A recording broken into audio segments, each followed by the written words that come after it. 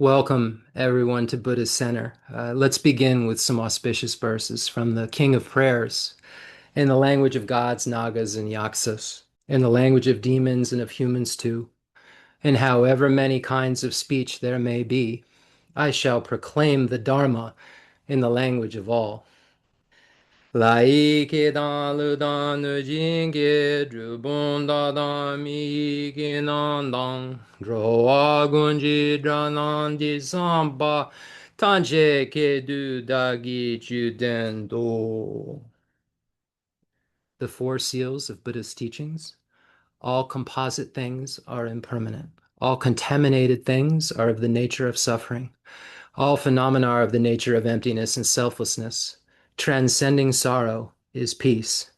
Duje tamche mitapa, sache tamche dugyewa, chu tamche donshin tamepa, nyanyen le deba shewa o. And from the opening verses of homage from Arya Nagarjuna's Mulya Madhyamika Karika. Independent origination, there is no ceasing, no arising, no annihilation, no permanence, no coming, no going, no separateness, and no sameness. I prostrate to the consummate Buddha, the supreme among all teachers, the one who taught this peace, which is free of elaborations. Gangi denjin dewa jongaba meba je meba jeba meba da meba onwa meba dro meba da de domen donji min drupa neji je denba zobe zanje manangi damba de la jaze lo. And we see those opening verses. Arya Nagarjuna is using the style of the non-affirming negative to explain to us that when we engage in what's called ultimate analysis and we apply it to these 8 different things, we will come to find out that none among these 8 have intrinsic existence, because ultimate analysis comes to look for intrinsic existence. And when ultimate analysis is undertaken to analyze ceasing, arising, annihilation, permanence, coming, going, separateness, and sameness, when ultimate analysis moves closer to those objects, one will find that there's no intrinsically existent any among those 8 things. Just as in the Heart Sutra, when Lord Buddha says there's no eye, no ear, no nose, no tongue, no body, no mind, here Arya Nagarjuna is saying no annihilation, no permanence, no coming, no going, no separateness, no sameness. Here, Arya Nagarjuna is pointing out the exact same thing that Lord Buddha is pointing out in the Heart Sutra at the second turning of the Wheel of Dharma, the ultimate truth. The Buddha is pointing out at the second turning of the wheel the actual definitive teaching of the ultimate truth of the lack of intrinsic existence of all phenomena. And here, Arya Nagarjuna is pointing to the fact that because of dependent origination, because of the reason of dependent origination, there is no intrinsically existent ceasing, arising, annihilation, permanence, coming, going, separateness, and sameness. And when we come to try to find where is this coming, where is this real going, and we move closer there, is the starting to come, or the coming, or the just about to have finished coming, the coming, or the going is the about to go, the first step of the going while you're going, or the moment before you've stopped going? Where is this going? And when we engage in this ultimate analysis and move closer to this thing that we just speak so freely about, as if it's just a phenomena that is the way things are, we come to find out that we can't even string together, any kind of verbs or nouns that operate in the way that naturally appear to us, because the natural way things appear to us is if there's some sort of solid, concrete, intrinsically existent thing or action or agent, or object that I'm relating to. And ultimate analysis comes to shatter that notion to pieces. And dependent origination is the reason why things are not intrinsically existent. And when we see dependent origination, in the lower schools, dependent origination merely is referring to cause and effect, things, results being dependent upon their causes. But when we get into the Madhyamaka philosophy, and particularly the Madhyamaka Prasangika philosophy, we see that in Madhyamaka philosophy, we see that these wholes are dependent upon parts. And then, really, at the top of the ladder of the dependent origination that proves a lack of intrinsic existence, we see that nothing can be found without the involvement of the mind, and just as the physics would say that the object requires the subject. Well, so the Buddha would say that from the subject side, there's merely an imputation in dependence upon a collection that serves of some sort that serves as a basis of designation. So there's some sort of collection of things going on that I'm able to label as going, but the starting to go can't even be labeled until the going starts because we didn't know we were starting to go until we've gone. So the only way that you can come up with starting to go and make it point out to how it actually happened, the going has to have actually started. And then the about to go then makes sense. So we see the relational concept of this dependent origination and how without long there's no short, et cetera, et cetera. And we see the interdependence and the relations that make these things not be able to hold themselves up from their own side. So here Arya Nagarjuna is pointing out the same thing that Lord Buddha is pointing out, and he paid homage at the beginning of the fundamental treatise on the fundamental treatise on the middle, the root wisdom text. He paid homage to Buddha Shakyamuni in this way, is saying that I'm paying homage to this being who taught this piece. That is free from the elaboration, the superimposition of intrinsic existence. And as soon as the superimposition of intrinsic existence is no more, there's a peace that takes place because there's a tallying with reality that's never occurred in your mind before. So this is what it's speaking of about there. So this is undergoing the ultimate analysis. And we know that without realizing emptiness, even kind of a individual liberation vehicle liberation isn't possible. And then the next thing we obviously always get to is generating the mind of bodhicitta. And without bodhicitta, then Buddhahood's not possible. So without, though, the emptiness, if you have bodhicitta, Buddhahood's not possible. So we see we need this union of method and wisdom, the wisdom being the wisdom realizing emptiness, the wisdom realizing the lack of intrinsic existence of all phenomena, lack of intrinsic existence of actions, agents, and objects, the three spheres. And then the other side that we have to realize is that the self-cherishing attitude is the root of all of our downfalls, and learn how to cherish others more than ourselves and generate a mind that wishes to become a Buddha in order to take care of everyone in the universe. So these two things need to come together. The mind of understanding ultimate reality that is driven to the understanding of emptiness by ultimate analysis, and then the conventional kind of concepts and methods that have to be applied as ripening paths in order for one to traverse the stages of seeing emptiness to the point where they clean our minds to perfection. So that is what we're trying to do here, is become more and more familiar with what the object of negation is, what the mode of existence of reality isn't. What is the actual mode of existence in reality? We're trying to figure that out, and we're trying to figure that out while getting rid of the things within our mind, the self-cherishing attitudes within our mind that disallow us from being able to achieve our fullest potential. So from Acharya Dignaga's Pramana Samuchaya, the Compendium of Valid Cognition, the one who transformed into the reliable guide, motivated by altruism to benefit sentient beings, the teacher, Sugata, and protector, to you I make prostrations. Sema Jorba Dola Benjeba Domba Deje Dola Shatzelo.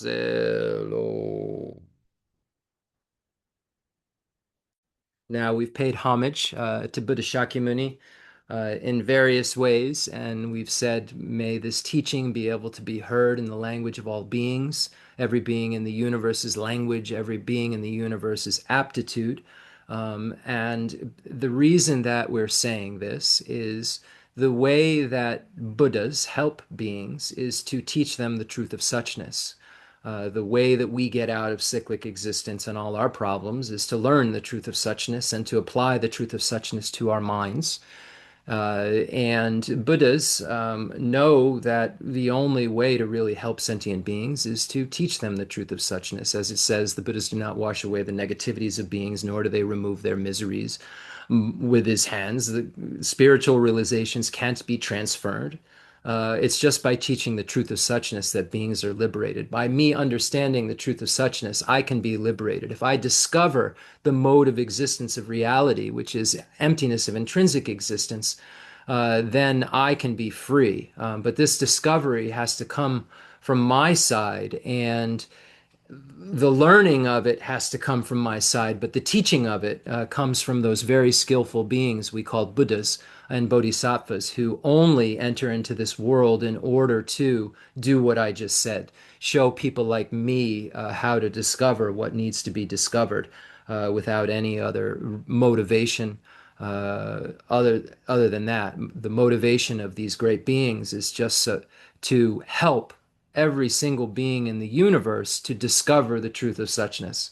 And there's no other underlying motivation or kind of side motivation that they have. It's just to be able to show us how to experience what a clean mind would be like, what a completely pure mind would be like, because they experience it 24/7 and it never ends. And they know that it's a blissful place of reliability. And that's something that's free from suffering forever. And they come to this world in order to share with us what it took to get to that state. And we're so fortunate, we're so blessed that we live in a world where these teachings are present. We don't even really have to search that hard anymore. I remember even 30 years ago, trying to find Tibetan Buddhist teachings was quite difficult. You'd have to drive far distances and wait till, some touring Lama came around on the calendar. And then I fell into the most magnificent position that anyone could and was in the same place at the same time for 25 years with Namgyal Khensur Geshe Wangdak Rinpoche, a living Buddha. But that was not the norm. And karmically, I just had a very, very wonderful thing happen. But if I compare those days, before I met Rinpoche, trying to find teachers, teachings, and so forth, to now, we have like a buffet of teachings that we can find our medicine from. And as long as it's from a qualified lineage, and the teacher's not there to cheat you or to, get rich or something, the motivation really is to present the lineage that they've been presented because it's worked for them. One of the things that we have to be really careful about when we teach, when we look at the ways of gathering disciples, we should be saying exactly what a student needs to do, but we should also be doing exactly what we tell the student they need to do. And if we are not willing to do that, we shouldn't be teaching. So I can say that I feel blessed to have had my mind convinced enough by Namgyal Khensur Geshe Wangdak Rinpoche and Geshe Lobsang Gonpo Rinpoche and His Holiness the 14th Dalai Lama, of course, and Umse Geshe Agha Rinpoche, Geshe Dorji Damdul Rinpoche, again Jeffrey Hopkins Rinpoche. I've been convinced by these great beings that I should do this, and it makes sense and to do this. Not that I feel like oh, I'm this wonderful figure. I'm doing what makes the most logical sense. And then I tell you what I've come to the conclusion makes the most logical sense to do. Um, and I think that that's really important. It's not just about giving information out, you know, AI can fill you up with information if you need it. It's about the experiential information. And no, I don't have bodhicitta. No, I don't have renunciation. But I've not played around. I've had these concepts rattle around in my mind for 30 years, and I've really meant it more and more as time went on. And the impact has been that, when I say, hey, we should meditate on the 7-point cause and effect for realizing bodhicitta, I meditate on the 7-point cause and effect. And we should meditate on the 8 sufferings, 6 sufferings, 3 sufferings. I meditate on those sufferings. So I want to share that with you that no, I don't have these humongous realizations. That's not what I'm sharing with you. What I'm sharing with you is that I do these practices and I find that not only does this information make sense, but this information has an immediate, not an immediate, has an immense impact on a mind. It may not be so immediate, but if it's applied over and over and over again, and these practices are done like the flow of a river, the way that Namgyal Khensur Geshe Wangdak Rinpoche kind of pounded into my head, don't go so fast, don't go so slow, just be like a river and be continuous. And if you're continuous with these practices, even if it's for 5 minutes, 10 minutes, if it's continuous for every 7 days a week, 365 days a year, and then you start clicking 2 years, 3 years, you have thousands of days together of familiarization with what actually makes sense.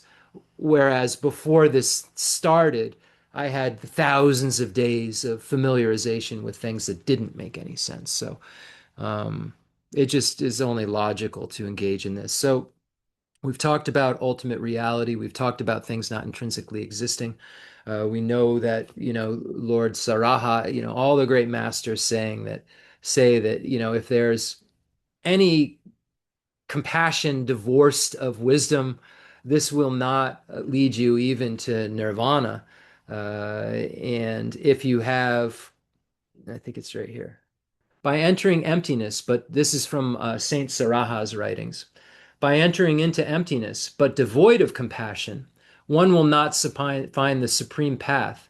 By meditating upon compassion alone, one will not attain liberation, but will remain in samsara. The one capable of grasping the unity of the two. So we were just talking about ultimate reality and conventional reality.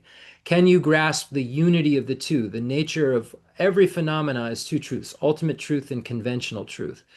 So if you can realize the ultimate truth while working within the conventional ripening paths of compassion and unite those, then you'll be able to become a Buddha. But just compassion alone won't even allow you to get out of samsara. So I think I mentioned that at the beginning of the teaching already from my words, but here we can see right here in Saint Saraha's writings the exact same sentiment that we need this union of method and wisdom. So when we look at the homage verse of the fundamental treatise on the middle way, and then we look at the second turning of the wheel of Dharma at the Heart Sutra, we find that the definitive teaching is being presented of the lack of intrinsic existence of all phenomena. And just that truth alone won't allow us to completely realize our full potential. That truth needs to be combined with bodhicitta, the mind that wishes to become a Buddha for the sake of all sentient beings. And then once one generates bodhicitta and is a bodhisattva, then this union of method and wisdom can take place where one then, as a bodhisattva, engaging in ripening paths of the bodhisattva vehicle, is clearing the way to see emptiness again and again and again, to get rid of deeper and deeper levels of the acquired, first the acquired and then the innate afflictions. So in order for us to get through all of the paths of accumulation, preparation, seeing, meditation, and then have the result of no more learning, and have that result of no more learning be an actual Buddhahood, we need these two things. So we just talked about ultimate analysis and ultimate truth, and the emptiness, the mode of existence of reality we will need to discover to uproot what's wrong with our mind's apprehension and actually the way things appear to it. And in order for that all to happen, the ripening path of bodhicitta is necessary. So now let's set our motivation, the most excellent motivation in the universe, the motivation that Lama Tsongkhapa in the abbreviated stages of the path calls the central pillar of the Mahayana, Aryanagarjuna in the commentary on the awakening mind. It calls bodhicitta the highest ideal of the Mahayana. Bodhisattva Shantideva says that as soon as one generates this mind, one's called a child of the conqueror. One is a conqueror's child. One becomes a bodhisattva. And at that moment, he or she is worthy of veneration, basically by everyone in the world, the gods and humans.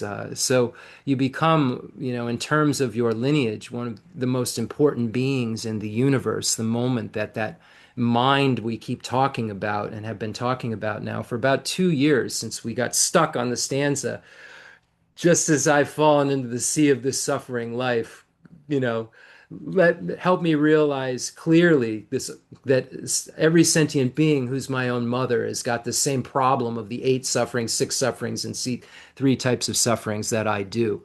And help me, bless me to generate bodhicitta, basically, Lama Tsongkhapa says. So we stopped there and we started looking at what that means and looking at it through the eyes of the 7-point cause and effect for realizing the mind that aspires to enlightenment, passed down from Buddha Shakyamuni to Lord Maitreya and Arya Sangha down through the extensive deeds lineage. And we spent like a good year and a half on that lineage of instruction and really saturated our minds with it to the point where we now can be the judge to see if what His Holiness the Fifth Dalai Lama says is true, that there's nothing that is contained in the equalizing and exchanging self with others practice that can't be found in the 7-point cause and effect practice. But uh, that being said, the fifth Dalai, His Holiness the Fifth, Great Fifth, says that there are different temperaments of mind that find, different ways of saying things work out better. So now we've moved from that lineage of the extensive deeds lineage onto the equalizing and exchanging self with others practice, as Lama Tsongkhapa says in the outline, through the eyes of Bodhisattva Shantideva and the Guide to the Bodhisattva's Way of Life. And then if we look at Minyak Kunsan Sunam's commentary, the great, huge commentary, the great home that Professor Douglas Duckworth translated, we see that that I lost track. So when we look at the Minyak Kunsan Sunam's commentary, we find that, anyway, just scrap that. So anyway, so it's important for us to recognize that this mind that aspires to enlightenment that we're trying to generate through this equalizing and exchanging self with others practice is the same exact result that we've been talking about over and over again related to the 7-point cause and effect. It's that result that we say is the seventh result of the 7-point cause and effect, and is the ninth result of the equalizing and exchanging self with others practice. And we'll look at how we go through that, you know, as we move through the stages of the Lamrim Chemo and then liberation of the palm of your hand. And we'll also look at Minyan Kunsan Sunam's commentary, the Great Home. So this is my point that I was making. I got lost in Professor Douglas Duckworth's translation of the Great Home and thinking about that. My point is that Minyan Kunsan Sunam says that the way that we read the Guide to the Bodhisattva's Way of Life, it was meant to be read along with the compendium of trainings, which points out all the different sutra teachings that was actually found in Bodhisattva Shantideva's room after he disappeared into thin air from after giving the teaching on the Guide to the Bodhisattva's Way of Life. So we can confidently, as a group, say that at least we know that bodhicitta is defined by Lord Maitreya and the Abhisama Alamkara is the altruistic intention to achieve the highest enlightenment for the sake of all sentient beings, the altruistic intention to achieve Buddhahood, the highest ideal, which is to achieve Buddhahood for the sake of all sentient beings. Let's try to set that motivation right now to the best of our ability based on the practices that we've been doing week after week after week, and hopefully on our cushions at home day after day after day, and have some sort of feeling that occurs when we actually say that, may I become a Buddha. We think that, wow, how magnificent that actually might be, because we've thought about the excellent qualities of the Buddha's body, speech, mind, and enlightened activities, and recognize that we are bereft of those. And if we had those, how awesome it would be. So then let's set our motivation. May I become a Buddha for the sake of all sentient beings. I'm attending this teaching on the Lamrim in order to become a Buddha for the sake of all sentient beings. So now, with that being said, with that excellent motivation, imagine all the beings in the space in front of you who've achieved the goal that you want to achieve in dependence upon the Lamrim, in dependence upon realizing renunciation, bodhicitta, correct view of emptiness, they've been able to achieve the goals that, if we're honest with ourselves, we would love to achieve. We would love to have a complete state of happiness and a complete freedom from suffering. And those beings who are in the space in front of us, we know when we think they've come to this conclusion in the reality where they no longer have suffering and any kind of incomplete happiness. So they serve as our role models, as our guides, imagining His Holiness the 14th Dalai Lama, the space in front of us. Of course, Buddha Shakyamuni, all of our teachers, imagining Namgyal Khensur Geshe Wangdak Rinpoche, Geshe Lobsang Gonpo Rinpoche, Geshe Dorji Damdul Rinpoche, Umse Agha Rinpoche. In my case, I'm naming my teachers, but think of your teachers and imagine that they're in the space in front of you right now, actually there, because when we call upon enlightened beings, they come. We just don't have the karma to necessarily see it, unfortunately, but they're here with us. So imagine that all of the beings of the extensive deeds lineage, profound view lineage, lineage of blessings, all of those beings all arrive, the holy beings of the old Kadampa lineages, and imagine that all the Nyingma, Sakya, Kaju, Galupa, all of these amazing teachers are in the space in front of you, whatever lineages you're connected to. Whatever it is, the Theravada tradition, the Mulasarvastivada tradition, the Dharmagupta, any of the traditions you feel connected to, and those enlightened beings that are connected to those traditions, imagine they're in the space in front of you, looking into your eyes with immense kindness, unconditional love, compassion. If you've been around these teachers, you know when they look in your eyes, they only want you to be happy and be free from suffering. You don't feel they're there for any other reason. You feel so safe when they're there. Imagine that you're there looking into their eyes right now, feeling so safe, and the space in front of you is innumerable beings that are like this, that are enlightened, that have figured out how to get rid of the obstructions to the afflictive obstructions and the obstructions to omniscience. Imagine those holy enlightened beings in the space in front of you.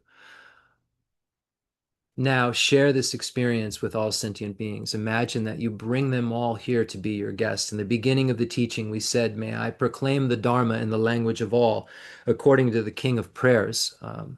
And now, so this is a suitable place for you to bring all beings. So because you're imagining that this teaching is being given in the language of all beings, at the aptitudes of all beings, this is a suitable place for you to bring all beings. Usually we bring beings to a party to help them experience more of the suffering of change and then engage in gossip and do things that will actually create future sufferings of suffering and so forth. But here we're inviting sentient beings to a safe place where we know that they're only going to be filled with information in their minds that will help them.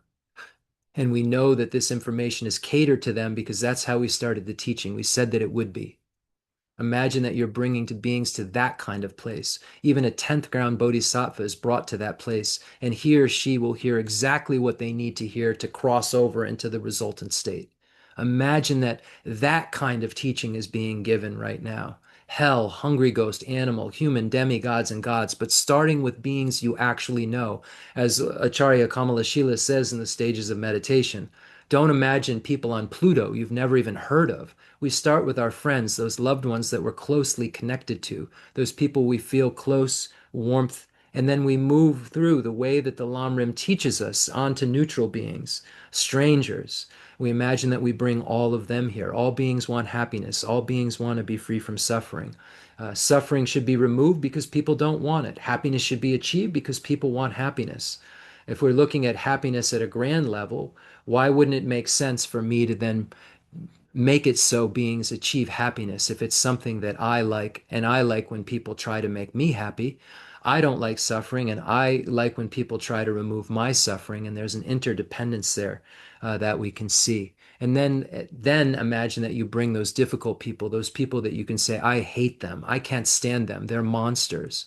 But recognize that when we did this practice of the 7-point cause and effect for realizing the mind that aspires to enlightenment, we saw the uncertainty of cyclic existence that we use found in the medium scope to help us understand how these things change so quickly. And we can see even in our lives where people we didn't like became people we liked. Bodhisattva Shantideva says those who you couldn't even you shriek to hear the name of became people that you couldn't stand if they weren't near you. This is how our minds become so fickle, and we know that everyone wants happiness and wants to be free from suffering, and everyone's under the sway of the demon of self-grasping ignorance and his buddy, the self-cherishing attitude. And we make decisions to try to become happy and be free from suffering. And as it says in this section on exchanging self with others, in the section, Lama Tsongkhapa says that we've been going about since beginningless time our lives, in ways where we're trying to go about getting happiness driven by self-grasping ignorance. And the problem with that is we're starting from a false premise where we're superimposing a reality onto things that don't have that reality. So our starting point is messed up right from the get-go. And then we exaggerate the qualities of that object, and we believe that there's intrinsically good qualities that, are worthy of exaggerating about that object. So we're starting from there and then making decisions based on that false premise. And everyone in the universe is doing the same thing and being batted around by previous karmas and habituations that may have happened 10 million lifetimes ago. So everyone, just like myself, is out of control. And when I can start to think like that, and everybody's out of control, just looking for happiness and trying to get rid of suffering, and it's never working, and it's just like a cycle being thrust again and again and again into a set of among the 4 or 5 aggregates, forced into them by our contaminated karmas, afflictions, and corresponding active seeds, driven by that self-grasping ignorance that sets in motion this exaggeration of everything. Exaggeration of good, exaggeration of bad. And these exaggerations of good we don't always all agree. So then, because we have our own predispositions and tendencies, it's like trains colliding into one another. And it's because of this, Acharya Dharmakirti in the Pramana Vartika Karika says that first I see myself, then I see you. This bifurcation then leads to attachment and aversion, and then to all of the horrible things that I'll do, and cyclic existence just keeps going. And it's from this kind of bifurcation that I can't see my interdependence, and especially can't see interdependence with somebody who's a difficult person. And the Lojong teachings teach us that that difficult person is actually as sometimes kinder to us than a Buddha, when we change our perspective and way of looking at life in general. So we are inviting all sentient beings here, and we're imagining that they all are sharing this common idea that may I become a Buddha for the sake of all sentient beings. And they're experiencing the love of the merit field in front of them, all of those great beings that we have the honor and privilege of imagining in the space in front of us, and eventually we'll see in the space in front of us, just like Lama Tsongkhapa was able to see and invite the beings one by one as he wished to come into his meditation room. We eventually will be able to do that.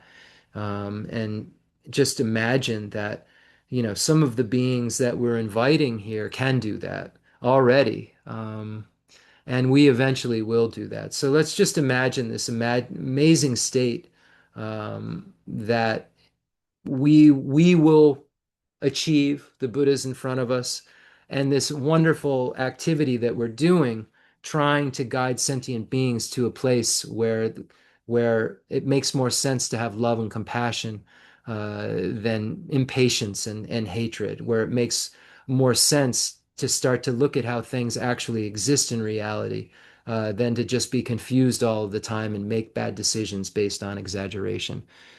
So now everybody who can be here is here. Enlightened beings are here in the space in front of us, and also all of the sentient beings are here. The line of demarcation between sentient being and Buddha is the 10th Bodhisattva ground. So anyone below the 10th Bodhisattva, on the 10th Bodhisattva ground or below, is a sentient being. Anyone who has passed the line of the 10th Bodhisattva ground to sometimes we say the 11th ground. It's not really that, it's Buddhahood. Uh, um, Anyone who has crossed that ground is no longer a sentient being. So we imagine we have everybody who's possible here. We have the Buddhas and we have the sentient beings. And let's imagine now the space transforms into Rajagriha at Vulture Peak Mountain, where the same kind of topic that we just talked about, Arya Nagarjuna, praising Buddha Shakyamuni was taught, the lack of intrinsic existence of all phenomena. And we see that all phenomena have two natures, a conventional nature and an ultimate nature. And the Heart Sutra is not in any way trying to say that things don't exist. Geshe Damdul always says the first gate of if you want to study emptiness is, do things exist? You have to get through that gate and say, yes, they do exist, or else you'll fall into nihilism. And that's not the understanding of emptiness. When Arya Nagarjuna is saying there's no coming, no going, no separateness, no sameness, and when the Buddha is saying there's no eye, no ear, no nose, no tongue, no body, no mind, someone could misinterpret that and read that in the wrong way and see that as there's no existent any of those things just mentioned. And that's actually not what the Buddha is coming to say. And that is not original information either. There were plenty of nihilists traditions around at the time who would agree. Oh yeah, these things don't exist. You know, so there were plenty of traditions that were teaching a nihilistic lack of existence. But the Buddha didn't come to teach that. The Buddha came to teach a specific mode of existence that is reality, and said that the mode of existence that we think is reality is wrong. And there's an actual opposite mind that has to occur that is an opponent to the wrong mind that's getting the mode of existence wrong, in order for us to be free from what this confusion does to us. And this confusion keeps us in suffering. So the Buddha at the first turning of the wheel of Dharma was a little more gentle on the practitioners because of the scope he felt was needed for those practitioners. And he allowed them to still hold on to certain things and truths specifically as having true existence. But at the second turning of the wheel of Dharma, at Vulture Peak Mountain in Rajgir, the Buddha then smashed that idea completely and said that there's nothing in the universe that truly exists that has intrinsic existence. And what that means is extremely subtle. And once you start to really learn it, you think, oh, maybe this isn't so subtle. And then you dive deeper and deeper into it, and you find out just how subtle it is, unwrapping those 8 points that Arya Nagarjuna is making, showing that those 8 things can't be intrinsically existent because they dependently originate. Unpacking what the Buddha means by, things being merely a projection, merely imputed in dependence upon some sort of a collection that serves as a basis of designation. But that mere imputation in dependence upon this collection is enough to say that subjectively these things exist.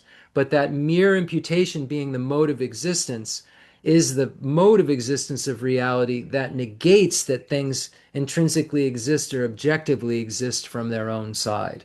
So what we're trying to get rid of is this notion that things can hold themselves up, that they can properly from their own side, separate from a designating consciousness, exist sitting over there.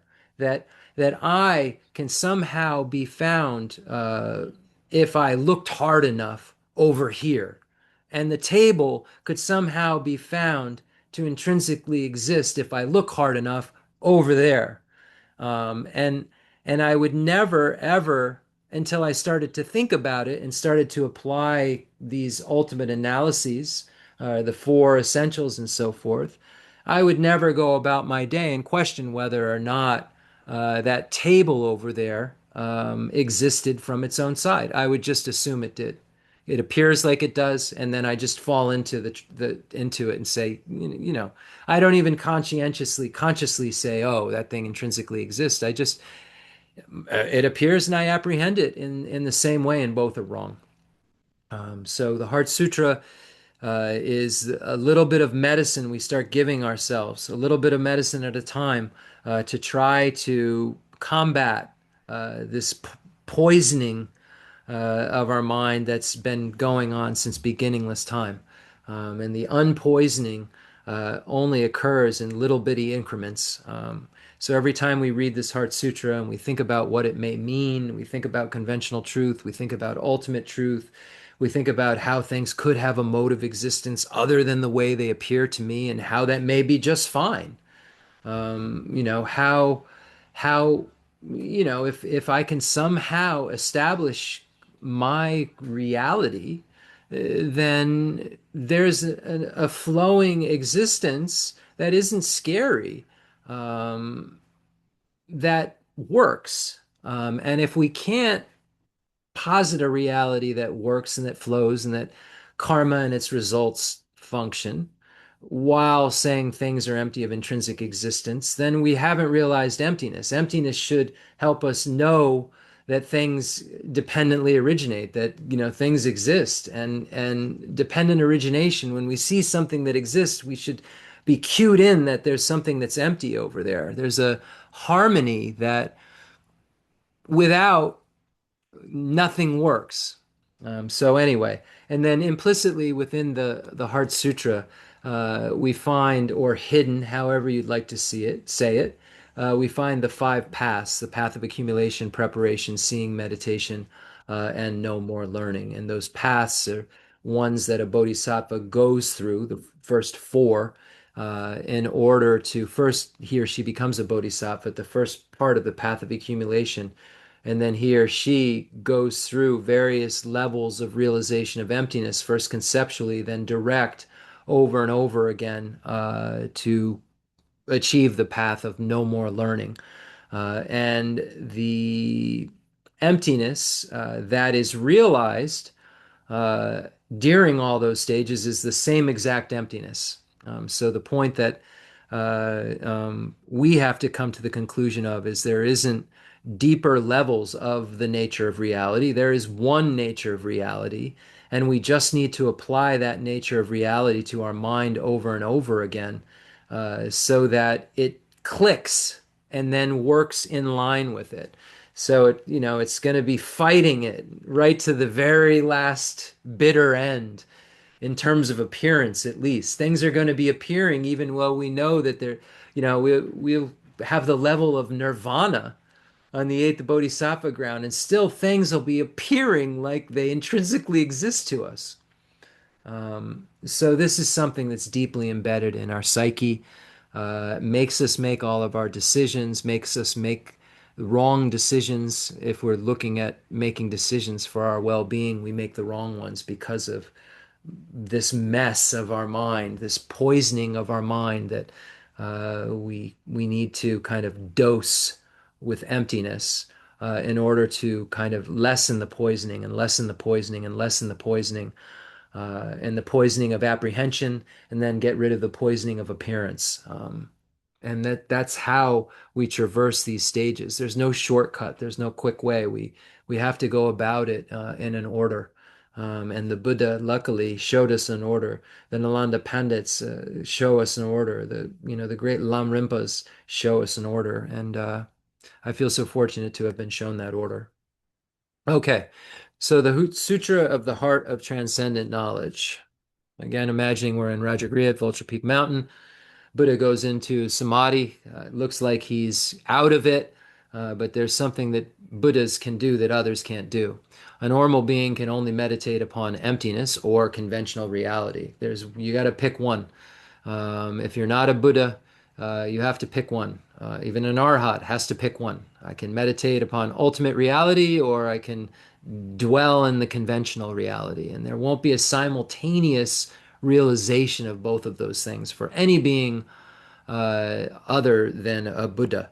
There won't be any way to do it. But in this Heart Sutra, what's going on is this Buddha's going into a meditation on emptiness and then also manipulating the scene, using his blessings and his miraculous powers to guide the conversation that Venerable Shariputra and Noble Avalokiteshvara are having and guide it towards the nature of reality. Arya Avalokiteshvara is saying, I've seen the five skandhas to be empty of nature. I've always wondered, um, here is this also showing that Arya Avalokiteshvara must be a puppet because in this case we know he's considered a bodhisattva, and a bodhisattva can't talk about emptiness while seeing emptiness. And it says he sees the five skandhas to be empty of nature. So it's just something I was thinking about. I share it with you. You tell me what you think. You think about it. Is that what we're trying to say here? But anyway, the Buddha is able to work in both conventional and ultimate reality and guide the conversation and guide it towards the ultimate truth, guide it towards what the actual definitive teaching of reality is and that things don't intrinsically exist. The Sutra of the Heart of Transcendent Knowledge. Thus have I heard once the Blessed One was dwelling in Rajagriha at Vulture Peak Mountain, together with a great gathering of the Sangha of monks and a great gathering of the Sangha of Bodhisattvas. At that time, the Blessed One entered the Samadhi that expresses the Dharma called profound illumination. At the same time, Noble Avalokiteshvara, the Bodhisattva Mahasattva, while practicing the profound Prajaparamita, saw in this way. He saw the five skandhas to be empty of nature. Then, through the power of the Buddha, Venerable Shariputra said to Noble Avalokiteshvara, the Bodhisattva Mahasattva, how should a son or daughter of noble family train who wishes to practice a profound Prajaparamita?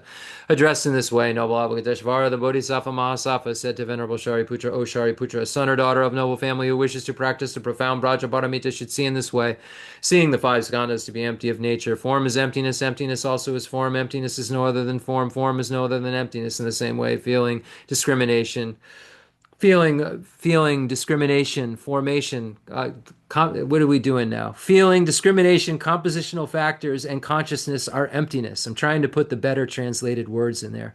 So just like form, feeling, discrimination, compositional factors, and consciousness are emptiness. Thus, Shariputra, all dharmas are emptiness. There are no characteristics. There is no birth and no cessation.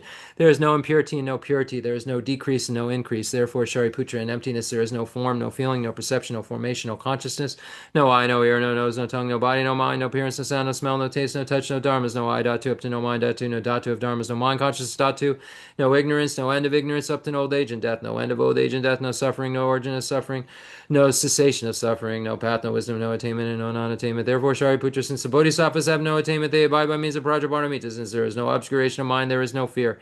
They transcend falsity and attain complete nirvana. All the Buddhas of the three times by means of Prajaparamita fully awaken to unsurpassable, true, complete enlightenment. Therefore, the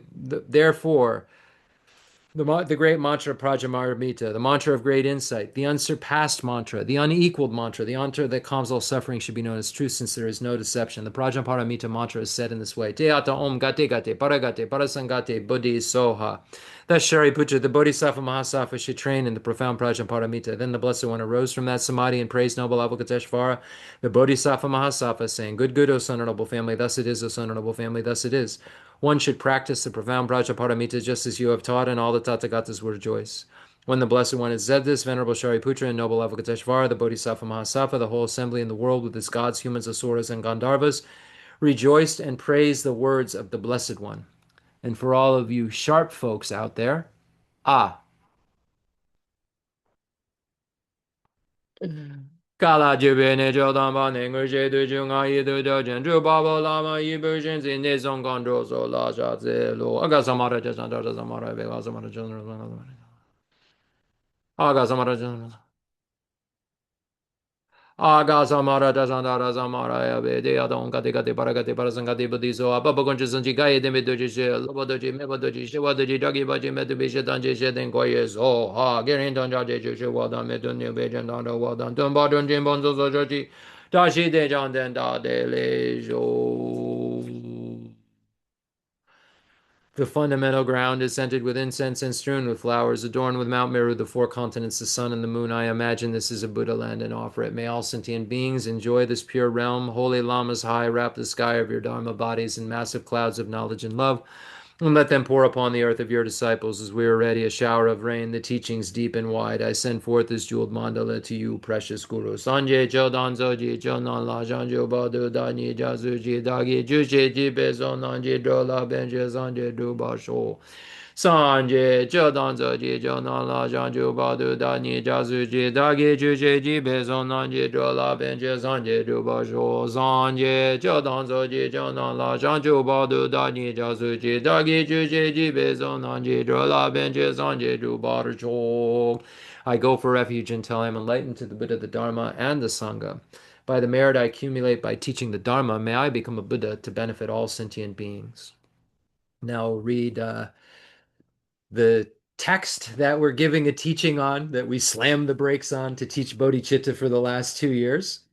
The Source of All My Good by Lama Tsongkhapa, the guide that shows us, and we look at these 14 beautiful stanzas. When you become really, really familiar with the Lamrim Chemo, and then you start to look at the Ngarim Chemo, the great treatise on the stage of the path to enlightenment and the great treatise on the stage of the tantric path to enlightenment, we find that both of those texts, everything contained in those two texts, 1600, I don't know how many pages, all pages of material, maybe a little more or less, between those two texts, can be found right here in 14 stanzas. And I think it's just so incredible. And Bonka Rinpoche divides this into four things. He says that we can look at this in terms of the first stanza relating to, getting a teacher and what we should do around a teacher, a perfect teacher. And then, the next 11 stanzas dealing with, you know, okay, now you have a perfect teacher. What do you do? What to do?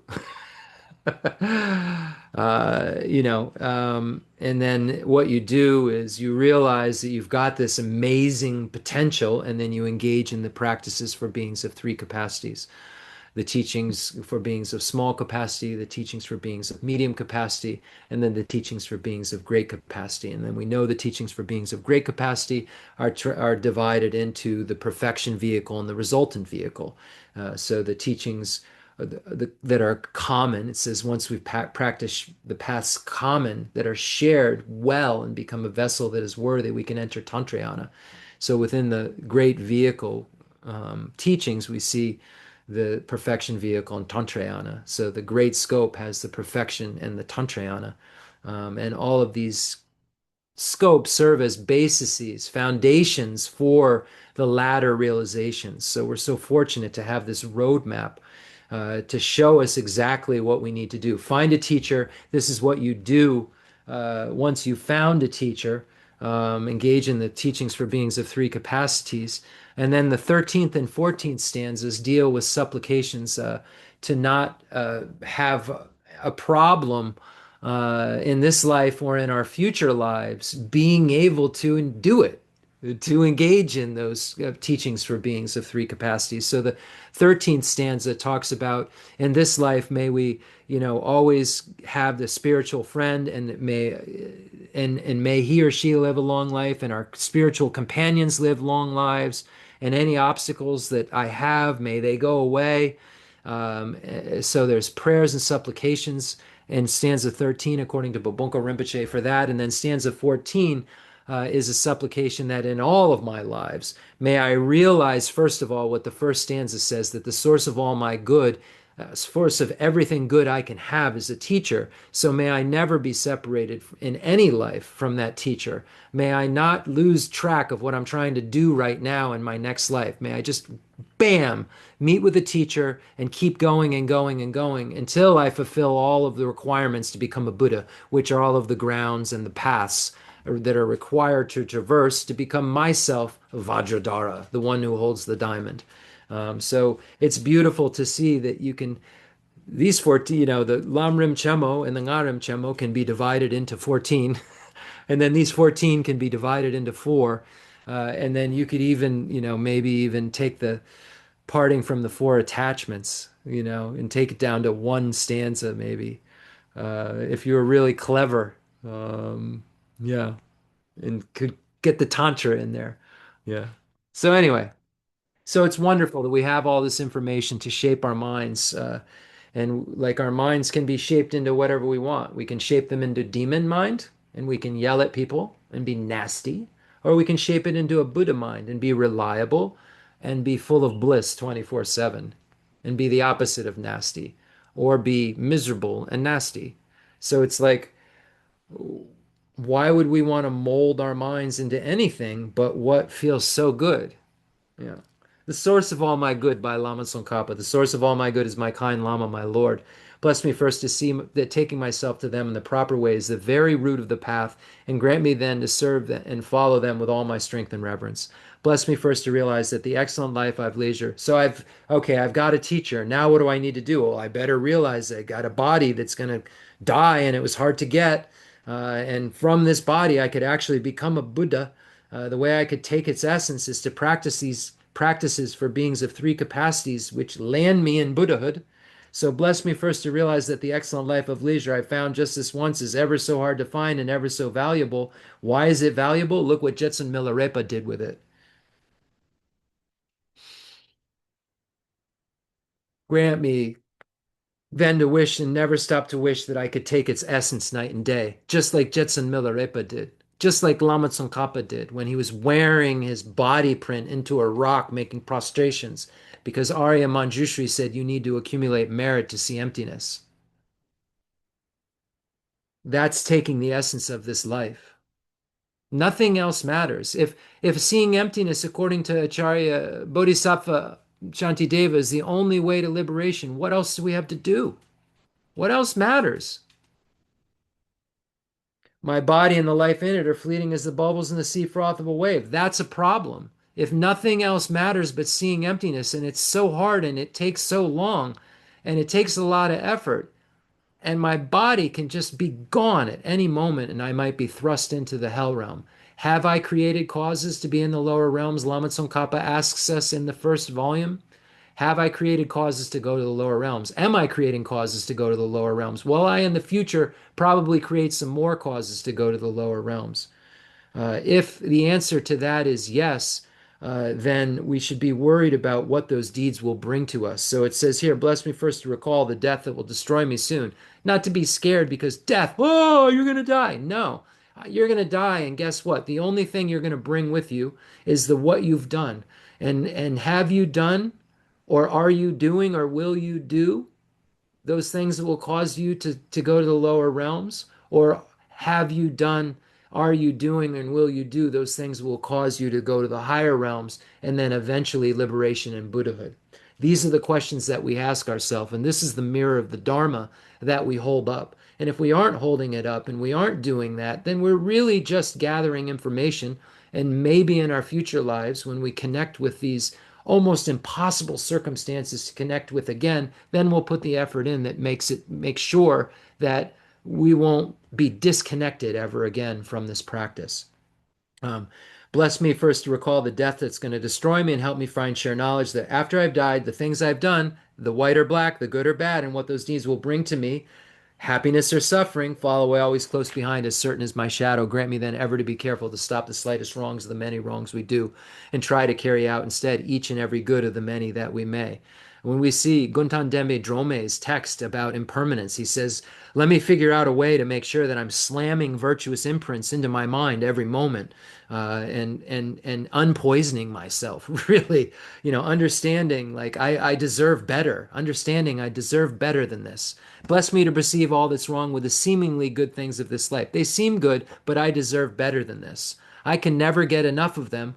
I seem to just keep shoving them, shoving what isn't good for me down my throat, and it actually chokes me, but I just keep doing it again and getting choked. And now I need to realize I can't trust it. I keep getting choked. Why am I trusting this thing that keeps choking me? It's the door to every pain that I have, the trust in what's choking me, the trust in the suffering of change.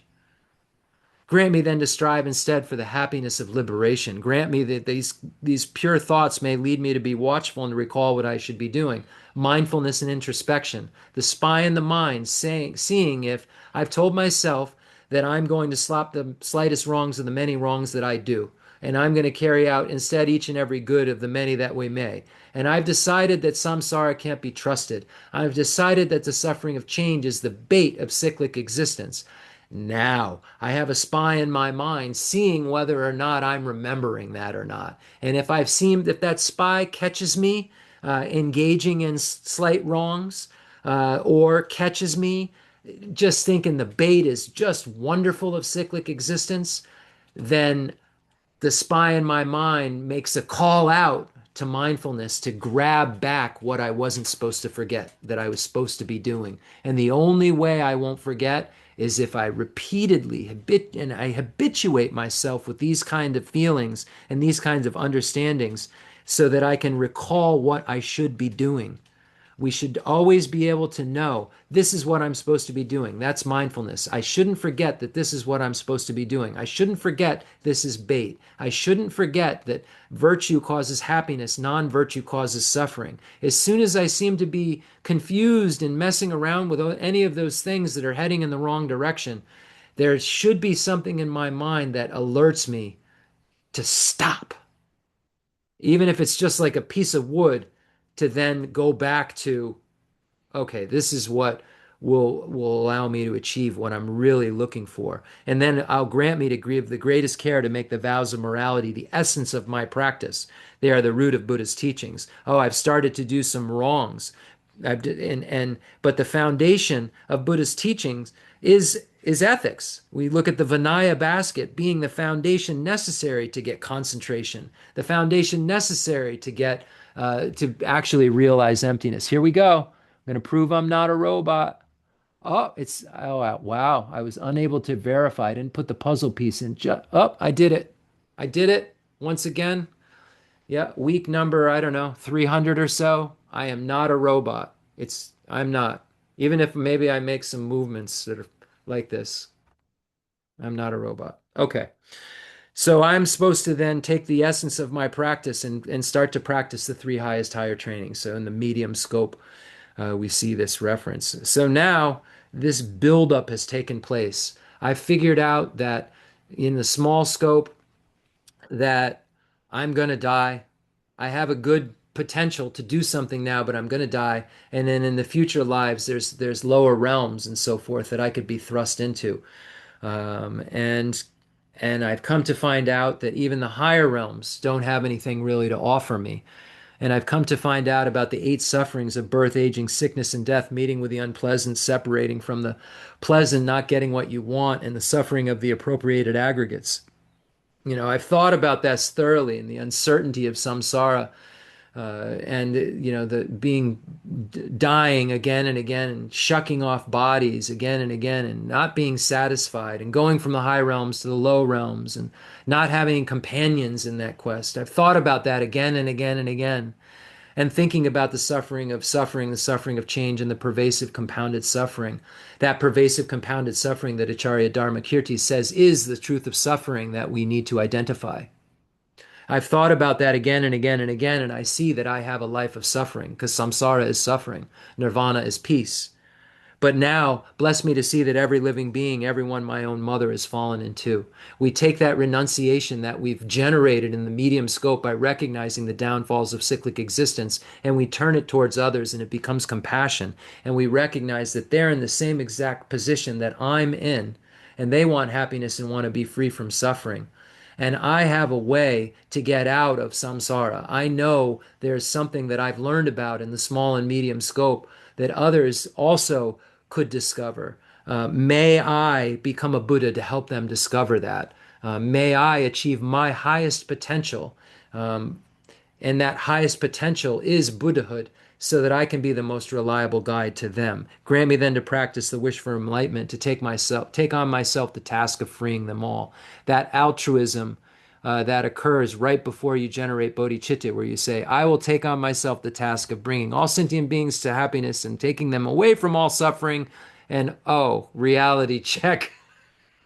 I can't do that because I am not a Buddha, and I'm laying next to those folks that I'm saying I'm going to bring them to happiness and free from suffering, laying right next to them with all my bones broken, saying, I'm just going to get up in a minute and help you up too.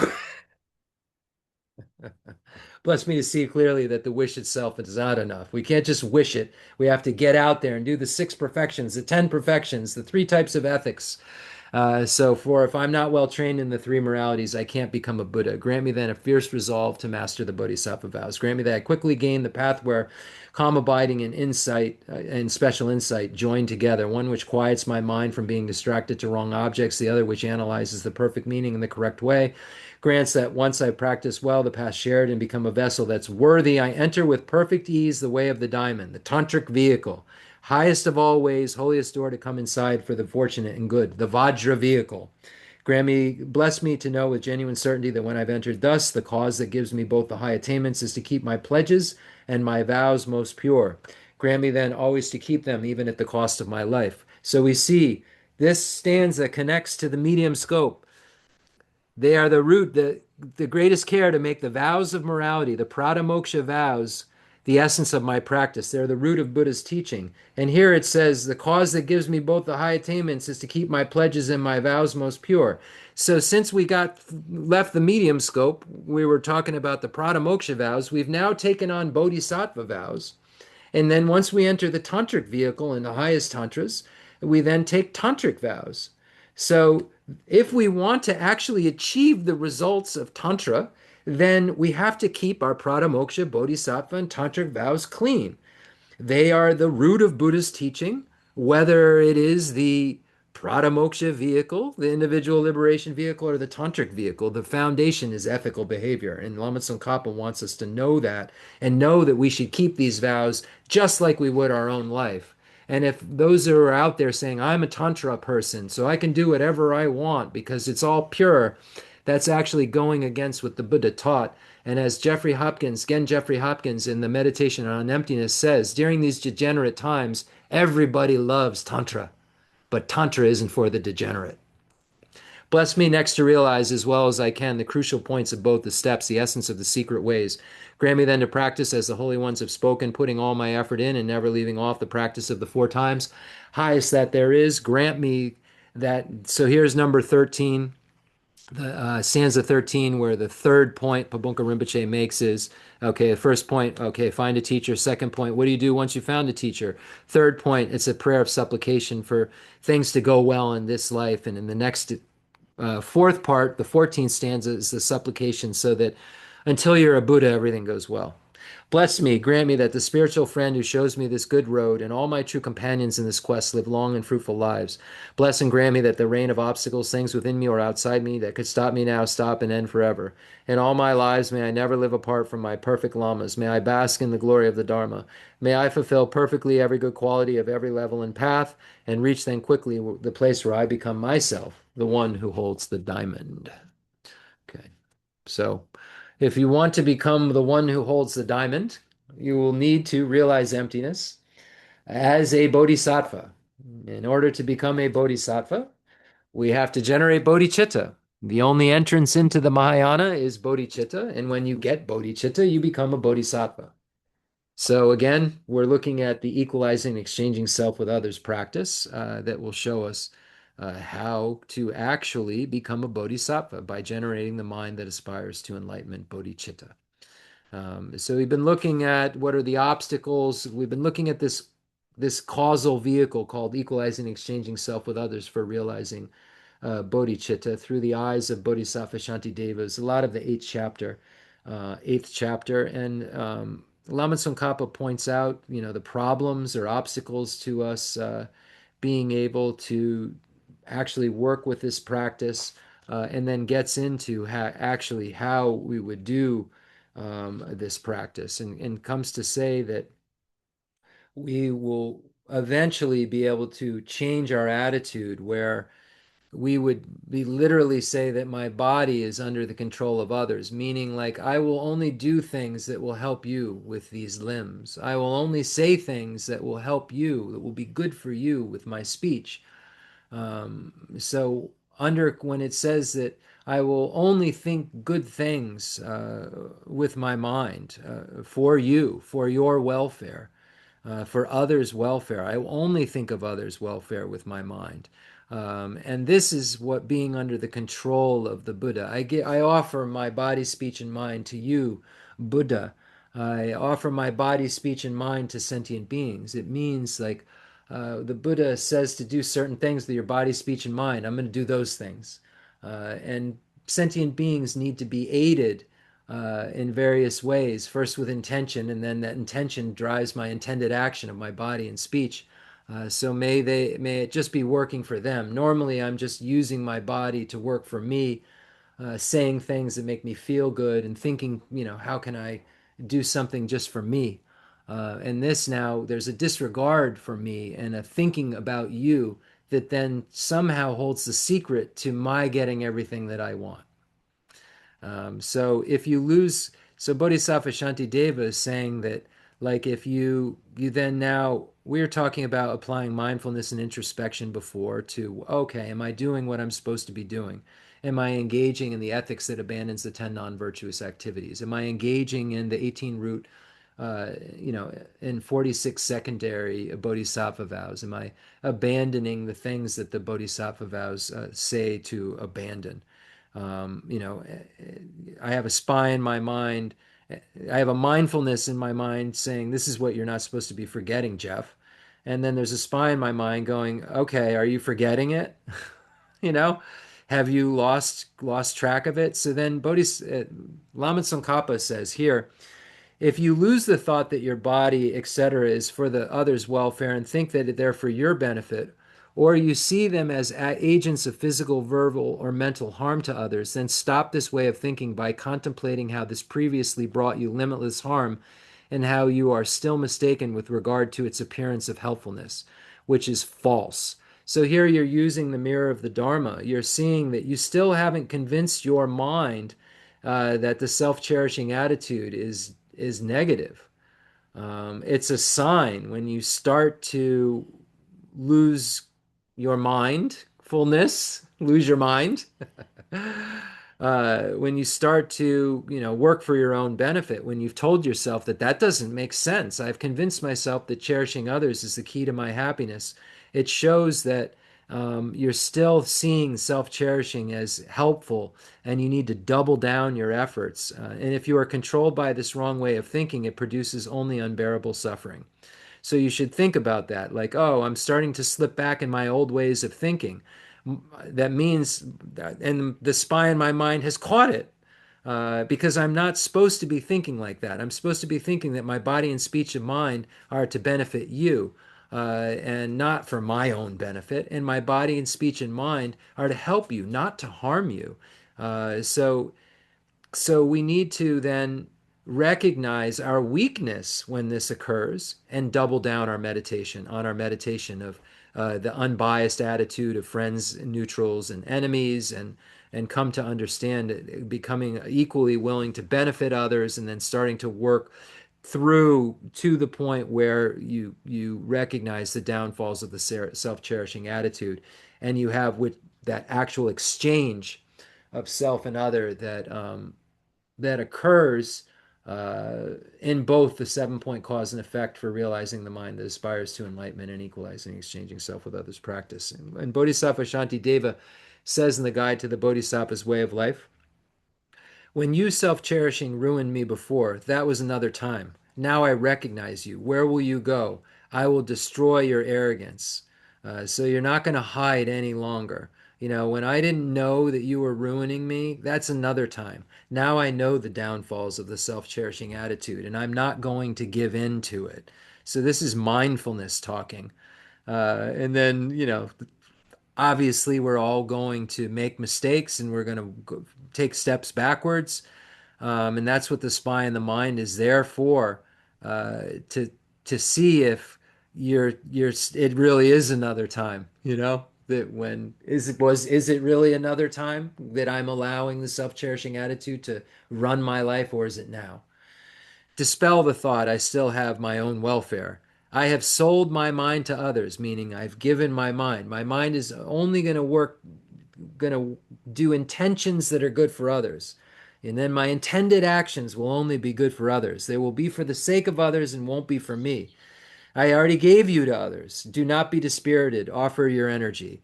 If I become careless and do not give you to beings, you will certainly give me over to the guardians of hell.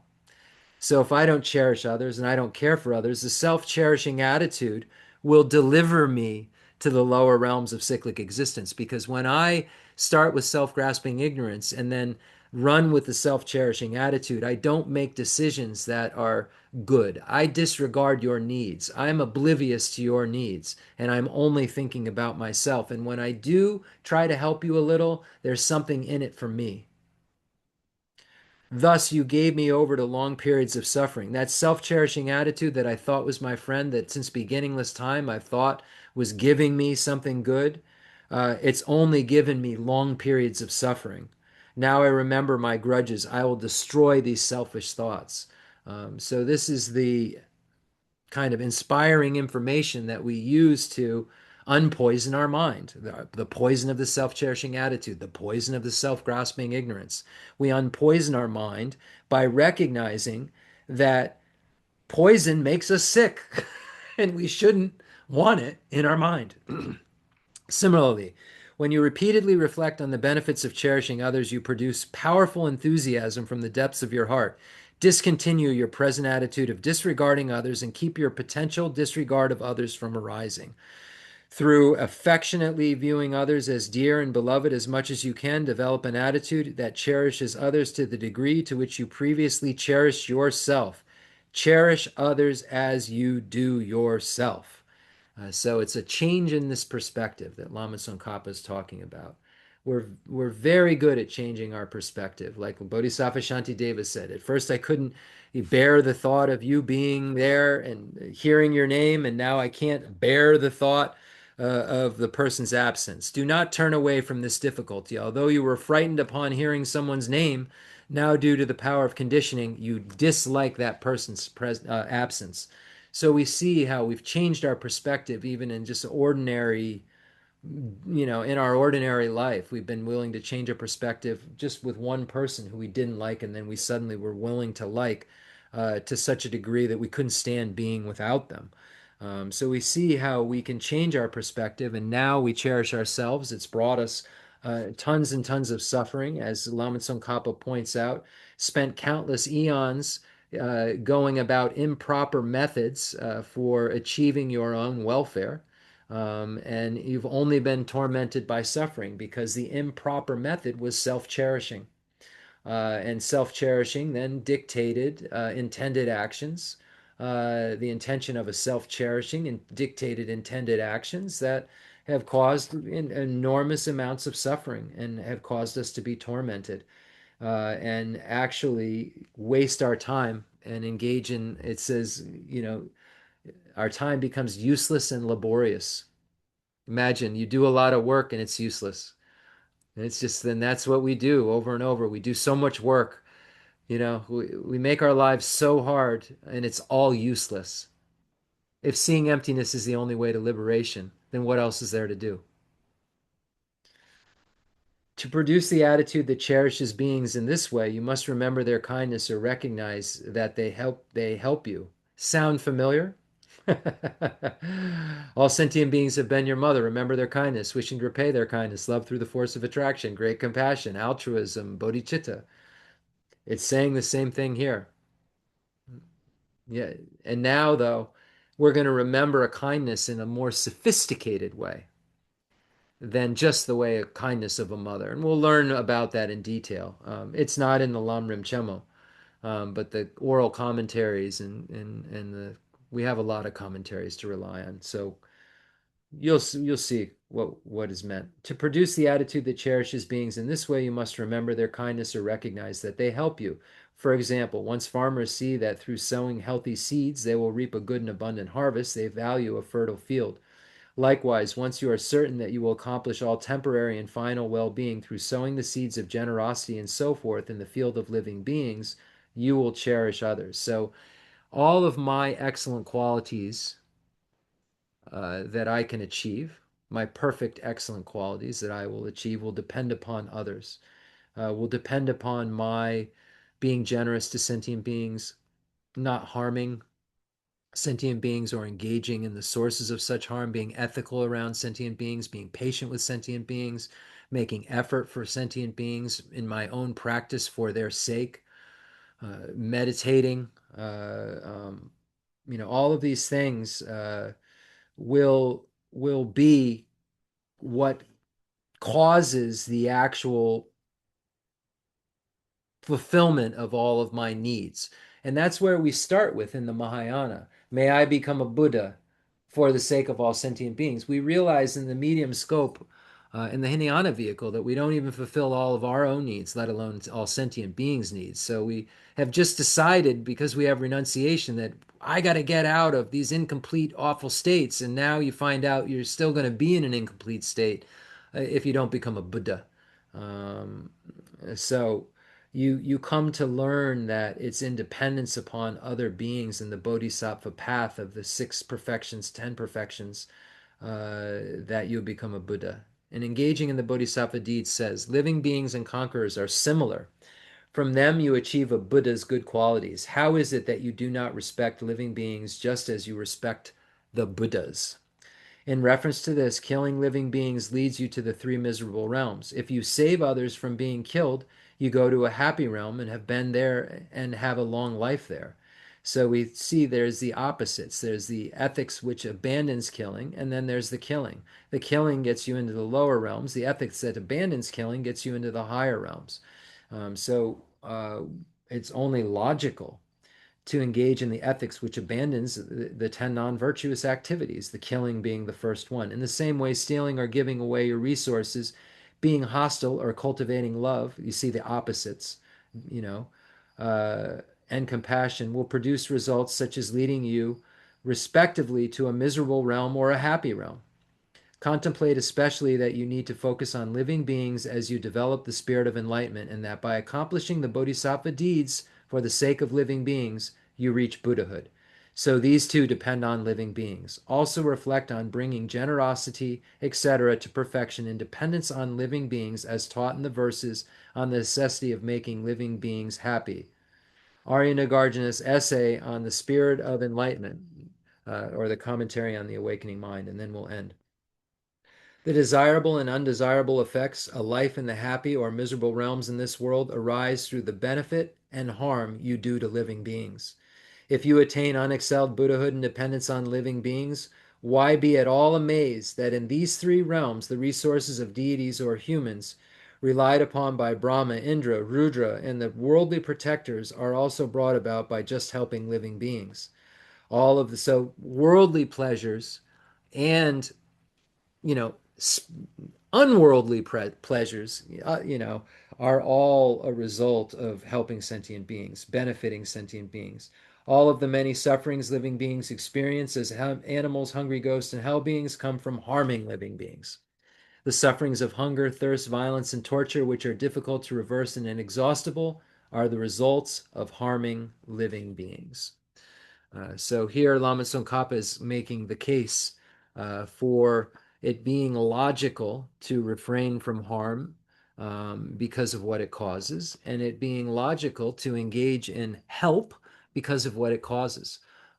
So we're not, what's great about the Buddhist path and about Lord Buddha is the Buddha said, don't believe me until you've really checked these teachings out. Don't just because I'm Buddha say you're my student. Just like a goldsmith who went to a place where they were selling real gold and fake gold, a big market. The Buddha made this analogy. He said, like somebody who's like wants to get gold, needs gold to make things, and goes to a market. You go to markets, they sell some fake stuff, some real stuff, and you have to come to determine what's real and what's fake. So in this case, the goldsmith will do various things, cut, rub, and burn the gold, make sure it's not sand in the middle of it, that it's actually solid. A wise person who wants to buy gold would do all of that before purchasing the gold. Likewise, the Buddha said, take these teachings that I'm saying and don't just believe them because I'm Buddha, or you think that's I look neat, or just because I'm Lord Buddha or I am the teacher. Um, Hear these teachings and then analyze these teachings, just like a goldsmith cuts and rubs the gold. And then once you realize they're real, then you say you're my student. So that's the beauty of this. And what I found time and time again in this tradition, and when I read Lama Tsongkhapa's Lamrim Chemo, he's never asking us to have some kind of blind idea about things. There are realms, there are, hidden phenomena, very hidden phenomena that we can't really comprehend, but there's such a small part. It's such a small part of what the presentation is. And that small part can be easily believed in if you hear and analyze the other presentations of the things that you can logically, through signs and reasoning, conclude beyond a shadow of a doubt. And this is such a large portion of the Buddhist doctrine that you can conclude beyond a shadow of a doubt, or at least conclude why it was presented in that way beyond a shadow of a doubt. It's very comforting to know that there's a way to figure out whether this stuff is true or not. And it doesn't require me to just close my eyes and lean in. I can have my eyes wide open while I'm leaning in. And it's not going to look funny because it's all logical. It's going to make sense. So it won't be scary. It's only scary when it doesn't make any sense. When you start using big words and talking about voidness and having, space, emptiness is like space, my mind's like space, right? And you start to not being actually even touching the medicine that the Buddha came, which is the harmony of emptiness and dependent origination. The emptiness is the meaning of dependent origination. So that's enough out of me. Concluding mandala offering and dedication prayer. And again, imagining all sentient beings are here dedicating uh, to becoming Buddhas themselves, and that we've guided them all here to do just that. The fundamental ground is scented with incense and strewn with flowers, adorned with Mount Meru, the four continents, the sun, and the moon. I imagine this is a Buddha land and offer it. May all sentient beings enjoy this pure realm. I dedicate whatever virtues I've collected for the benefit of the teachings and of all sentient beings, and in particular for the essential teachings of Venerable Losang to shine forever.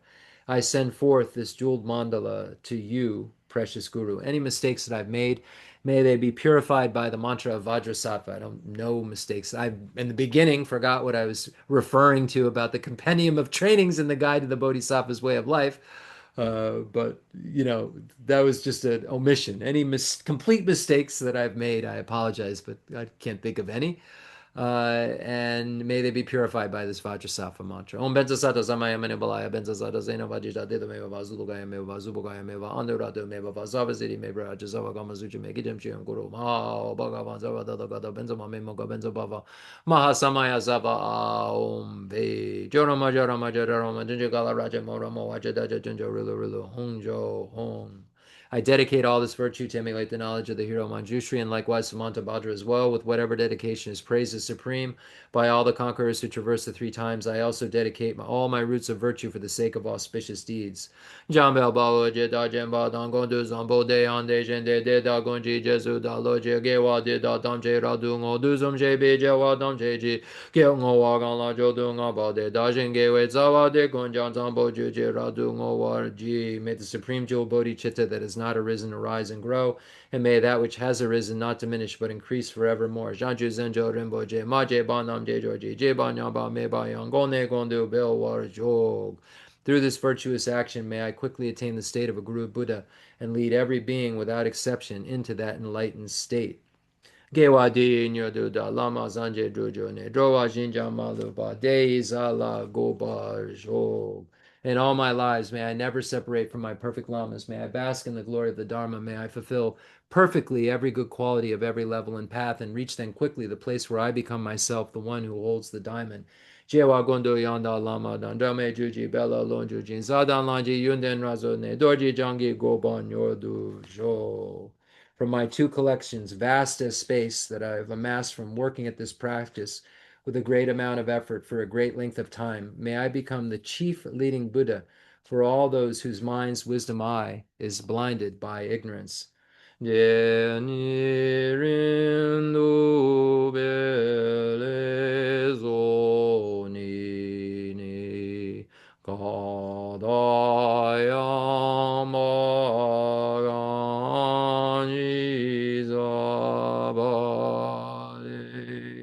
lo mi mari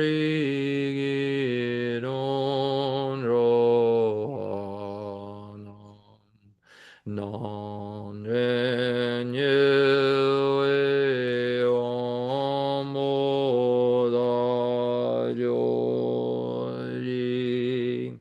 in the heavenly realm of Tibet, surrounded by a chain of snow mountains, you are the source of all benefit and help for beings, all powerful. Chenrezig Tenzin Gyatso, please remain until samsara ends. Ganri Rawe, Gorwe, Jinjan De, Abendan De, Wamalu Jumwe Ne, Chenrezig Wan Tenzin Gyatso, Yijabezi De, Badu Den Dorji.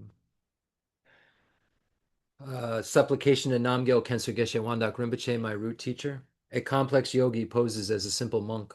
Homage to Namgyal Khensur Geshe Wangdak Rinpoche, our precious spiritual friend who is inseparable from Aryatara. I fully prostrate, covering as many atoms of the earth as possible to your pure body, speech, mind, and enlightened activities. I offer to you drinking water, bathing water, flowers, incense, candles, scented water, food, and music purified by Om, Om, Om, Om, Om, Om.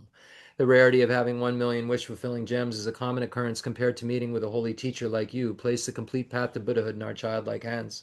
Just like Lord Atisha, who came to Tibet with a lamp to dispel the darkness of ignorance, you, kind abbot, arrived in the West with a lineage purer than a diamond and begged us never to be satisfied with partial instructions. The lineages, the teachings of the extensive deeds and profound view lineages flowed from your lips like nectar for our ears that elucidated the teachings for beings of three capacities. Now that sound has stopped. All composite things are impermanent. You told us that all your teachers passed away and understood this sadness, entreating us to continue our studies. The Buddha does not wash away the negativities of beings, nor does he remove their miseries by his hands. His spiritual realizations are not transferred to them. It's by teaching the truth of suchness that beings are liberated, what we've been talking about all night. We are not prepared to take this difficult journey to the highest goodness of Buddhahood without your continued guidance. The sadness in our hearts would be too overwhelming. May you swiftly return to this world and take care of us in all of our lives, wherever we may be, never leaving our hearts and crowns. May all sentient beings perfectly realize renunciation, bodhicitta, and the correct view of emptiness so they know who you really are.